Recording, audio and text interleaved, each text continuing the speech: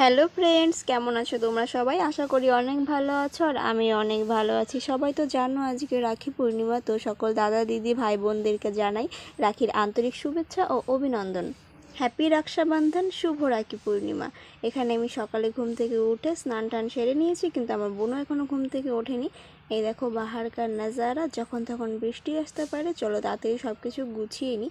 গোছানোর তেমন কিছুই নেই, আগের দিন রাখি আর মিষ্টি কিনে এনেছিলাম, এখন ধান আর দুর্বা গোছাবো।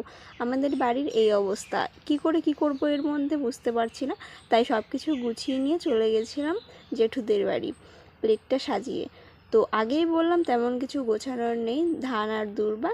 আর প্লেটটাকে দেখো এদিকে সাজিয়ে নিয়েছি রাখি, 5 রকমের মিষ্টি, ধান দুর্বা দিয়ে।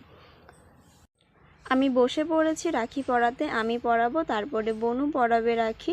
প্রত্যেকবার তিনজনকে একসাথে বসিয়ে রাখি পরাই, কিন্তু এবার একজন বসে আছে তাই মনটা খুব খারাপ হচ্ছে। গুবলুর পরীক্ষা, তাই ও যাবে রাখি পরে তারপরে পরীক্ষা দিতে।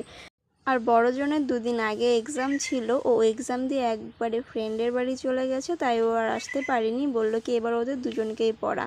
তো ও ওকে পড়িয়ে দিলাম, ও তো পরীক্ষা দিতে চলে গেল, ও আর বুনু। তারপরে আজকে পড়িয়েছিলাম, কিন্তু ক্যামেরা ধরার মতো কেউ ছিল না। আমি একা পড়িয়েছিলাম, একা পড়াবো নাকি ক্যামেরা ধরবো, তো তার জন্য আর ভিডিও করা হয়নি।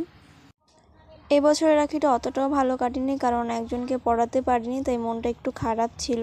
তো তোমরা জানিও তোমাদের এবছরের রাখিটা কেমন কাটলো। তো আমার রাখি পড়াতে অনেক লেট হয়ে গেছিলো আর অনেক খিদেও পেয়ে গেছিলো। চলো এবার খাওয়া যাক। টাটা সবাইকে, দেখা হবে নেক্সট কোনো ভিডিওতে।